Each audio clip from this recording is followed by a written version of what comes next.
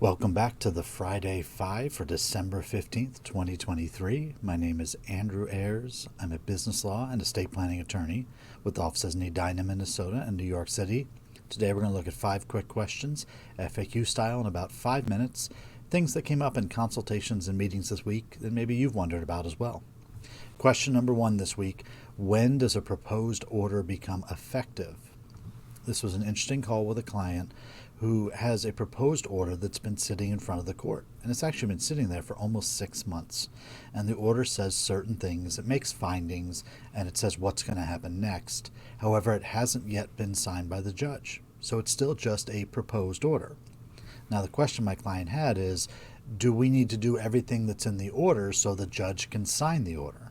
And the simple answer to this is actually that is backwards. The way it's going to work is when the order is signed by the judge is when you need to start doing the things on the list. But until that order is signed by a judge or a referee or whatever authority in the court has to sign it, it's just a piece of paper, it's just proposed, it's not legally effective and doesn't bind you. So again, in this case, my client thought that everything that was in the order was going to be final, and that's the way the judge was going to find at the end of the case. However, what you may find in a lot of cases, a court will have competing proposed orders. So you will submit an order and the other side will submit an order, and then the judge will decide either sign one or sign the other, or sometimes the judge will draft their own order. But it's not until you get that judge's signature that that order becomes effective. Question 2 this week: do I have to have an LLC to start a business? This is a pretty common question I get, and the simple answer is you don't have to start with an LLC. You don't have to start with a corporate form. You can actually just start with running your business. Now, we have a little bit of a wrinkle coming up on January 1st, 2024, when the Corporate Transparency Act comes into effect, and at that time, new businesses formed after January 1st are going to have 90 days to file what we're going to be looking at as the beneficial ownership information for the company. It'll be a separate filing requirement with FinCEN. So if you're considering starting a business and you're considering whether you want to form now or later, keep in mind that if you form before January 1st, you'll have the entire calendar year of 2024 to file your beneficial ownership statement. If you file after January 1st, you'll only have 90 days. This may or may not be a big deal depending upon what kind of business you're running and whether or not you need to disclose ownership information. And there's about 23 different exceptions. But you don't have to have that business to start. You don't have to form the business to start your business. But you may want to consider that CTA, the Corporate Transparency Act, and if that's going to change when you'd want to do your formal filings. Question 3 this week: when does a power of attorney expire? Now, this becomes an interesting question in the estate planning world, because in this case there was litigation over somebody who had a power of attorney when someone was alive and then was still trying to act under that power of attorney after the person was dead. So power of attorney will expire when you expire, frankly. So the power of attorney is only in effect as long as you're alive, and that power of attorney can be for financial decisions, it can be for healthcare decisions. Whatever the purpose of the power of attorney is, however, it's only going to be valid when you're alive. And once you're gone, we look to things like your will and your trust to see how things are to be distributed and what happens with assets and what kind of decisions need to be made about your estate.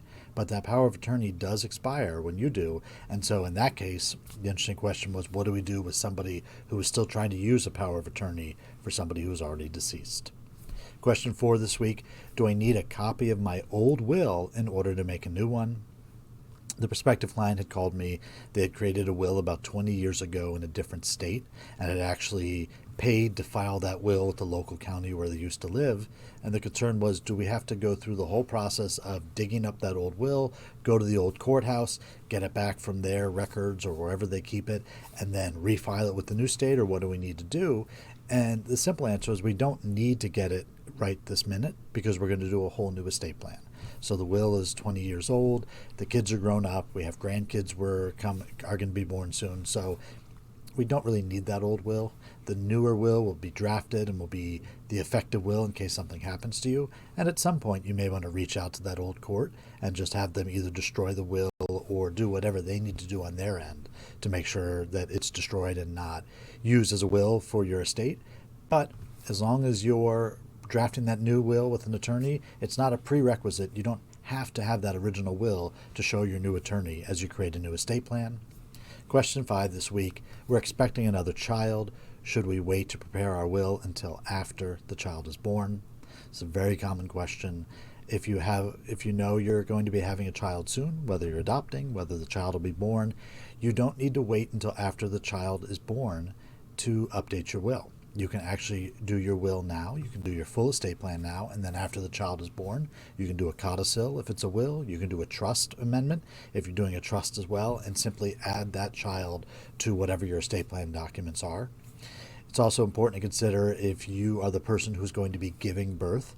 As part of your estate plan, you probably want to make sure your healthcare documents are up to date in case there's any complications when you're giving birth. We want to make sure that healthcare power of attorney or healthcare directive is properly signed and in place. We have the right people in the right roles. You probably want a HIPAA authorization as well, so we have access to medical records.